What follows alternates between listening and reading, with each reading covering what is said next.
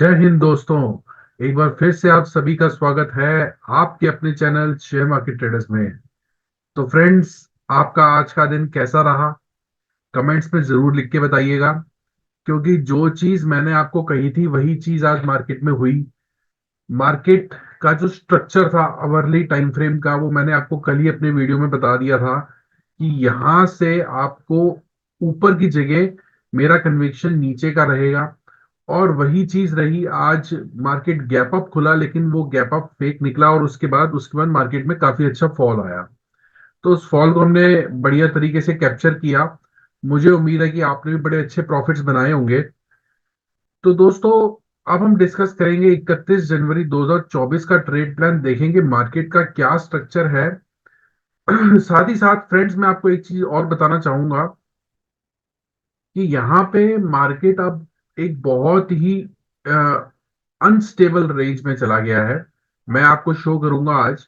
मेरे हिसाब से अब कल के दिन में हमारे लिए कोई ट्रेड नहीं बनता है।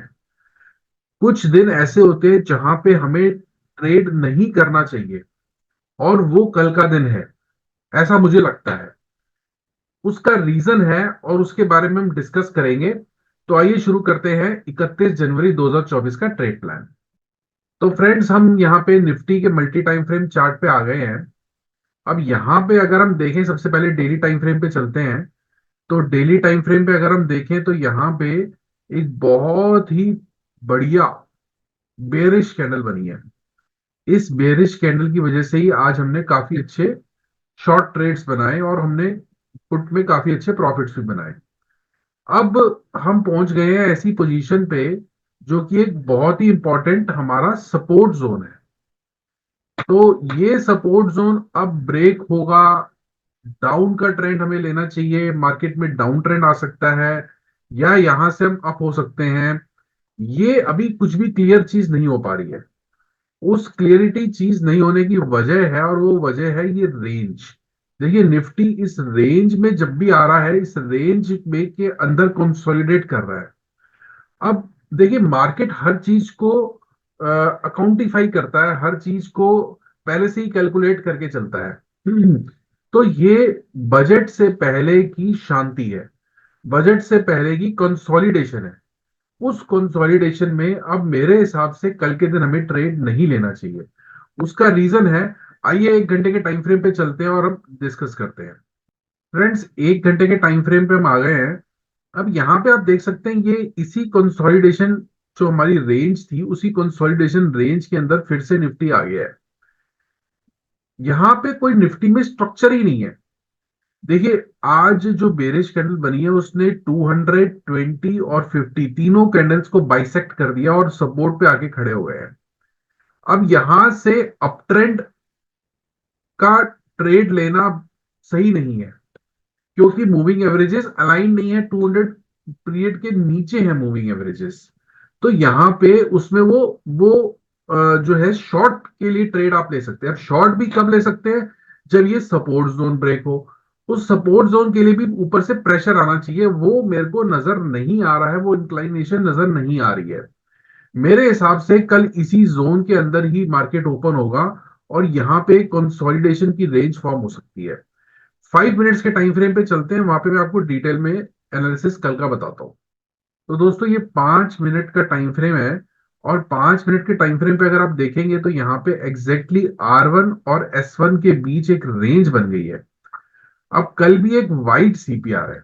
वाइट सीपीआर का मतलब कल भी ट्रेंडिंग डे होने की उम्मीद ना के बराबर है। इसी रेंज के अंदर हो सकता है, इससे भी नैरो रेंज के अंदर हम कल कंसोलिडेट करें।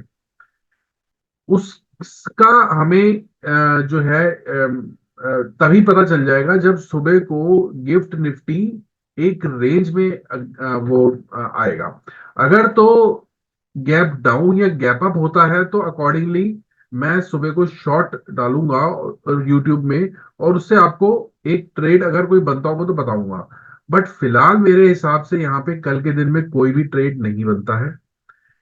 उसकी वजह है ये 20 और 50 जो आज नीचे की तरफ आ रही है, ये 200 के ऊपर है और प्राइस 200 के नीचे है। और प्लस हम एक रेंज के अंदर ट्रेड कर रहे हैं। अगर हम अवरली टाइम फ्रेम पे भी देखें तो अवरली टाइम फ्रेम पे भी कोई प्रॉपर ट्रेंड नजर नहीं आ रहा है। अगर हम डेली टाइम फ्रेम पे देखें तो डेली टाइम फ्रेम पे भी यहाँ पे कोई प्रॉपर ट्रेंड नजर नहीं आ रहा है। हम 20 मूविंग एवरेज के कल ऊपर गए और आज हमने उसके नीचे क्लोजर दे दिया है। जो कल की बुलिश कैंडल थी उसके 50% को भी बाइसेक्ट कर दिया है। तो कोई प्रॉपर ट्रेंड नहीं है मेरे हिसाब से। 1 तारीख को बजट सेशन है।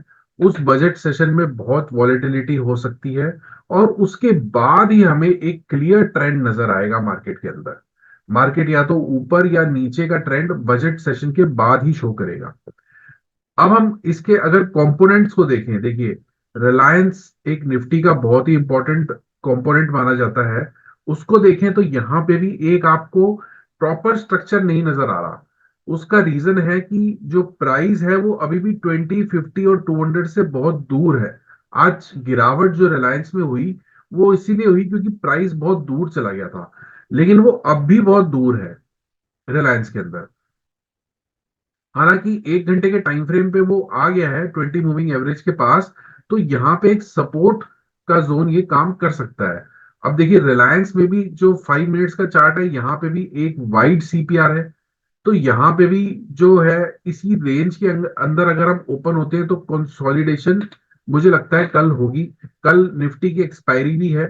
तो मेरे हिसाब से कल हमें जो है एक रेंज ही मिलेगी और उस रेंज में ही ट्रेड होगा। तो मेरे हिसाब से कल नो ट्रेड जोन रहेगा। जो मेरा कन्विक्शन है निफ्टी में, तो मेरा कन्विक्शन निफ्टी में कल ट्रेड ना करने का है और कल मार्केट को सिंपल वॉच करने का मेरा कन्विक्शन रहेगा। आइए दोस्तों बैंक निफ्टी में भी कल का ट्रेड में डिस्कस कर लेते हैं। अब यहाँ पे अगर हम बैंक निफ्टी में देखें तो बैंक निफ्टी में भी देखिए ये 200 मूविंग एवरेज तक चला गया था, वहां से एक रिट्रेसमेंट आई है। और रिट्रेसमेंट जो है वो इस जो बिग बेरिश कैंडल थी इसके 50% तक भी नहीं गई है। मेरे हिसाब से मेरी तो कन्विक्शन यहाँ पे भी जो है एक स्लगिश मार्केट की है, एक डाउन ट्रेंड के मार्केट की है। लेकिन वो बजट के बाद ही कंप्लीट हो पाएगी। बजट के बाद ही हमें प्रॉपर क्लियर ट्रेंड नजर आना शुरू होगा।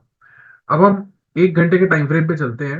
अगर हम 1 घंटे के टाइम फ्रेम पे देखें तो यहाँ पे एक बहुत ही जबरदस्त कंसोलिडेशन चल रही है। देखिए 20 और 50 मूविंग एवरेज 1 घंटे के टाइम फ्रेम में अपोजिट लिंक्ड है, ये इंक्लाइंड नहीं है। 200 मूविंग एवरेज बहुत दूर है। यहाँ पे कंसोलिडेशन हो रही है। तो यहाँ पे भी कोई क्लियर ट्रेंड नहीं पता चल पा रहा बैंक निफ्टी में। अब आइए हम 5 मिनट के टाइम फ्रेम पे आते हैं। तो 5 मिनट के टाइम फ्रेम पे भी अगर हम देखें तो एक कंसोलिडेशन की रेंज ही रही आज। गैप अप ओपन हुआ, उसके बाद बैंक निफ्टी में एक कंसोलिडेशन की रेंज फॉर्म हो गई। कल भी मुझे लगता है ये कंसोलिडेशन की रेंज कंटिन्यू रह सकती है। और अब जो प्रॉपर ट्रेंड हमें मिलेगा वो बजट सेशन के बाद ही नजर आएगा। तो मेरा कन्विक्शन निफ्टी और बैंक निफ्टी में कल साइडवेज मार्केट होने का लगता है। ऐसा लगता है कि कल साइडवेज मार्केट रह सकता है। अगर हम कंपोनेंट को भी देखें, एचडीएफसी बैंक को अगर हम देखें तो एचडीएफसी बैंक भी यहाँ पे जो है प्रॉपरली इंक्लाइन नहीं है। मेरे हिसाब से ये नीचे गिरने के हिसाब से भी इंक्लाइन नहीं है और ऊपर जाने के हिसाब से भी यहाँ पे वो पावर नजर नहीं आ रही है। तो साइडवेज सेशन का मेरा जो है कन्विक्शन रहता है। मेरे हिसाब से कल ऑप्शन बायर्स को वेट करना चाहिए और प्रॉपर ट्रेड जब नजर आए उसके बाद ही प्रॉपर ट्रेड ले सकते हैं। तो फिलहाल के लिए इतना ही दोस्तों। मुझे उम्मीद है कि आपको हमारे वीडियो से कुछ फायदा जरूर हो रहा होगा। इसी की तरह के वीडियोस के लिए आप हमारे चैनल को शेयर कीजिए, लाइक कीजिए और सब्सक्राइब कीजिए। जय हिंद दोस्तों।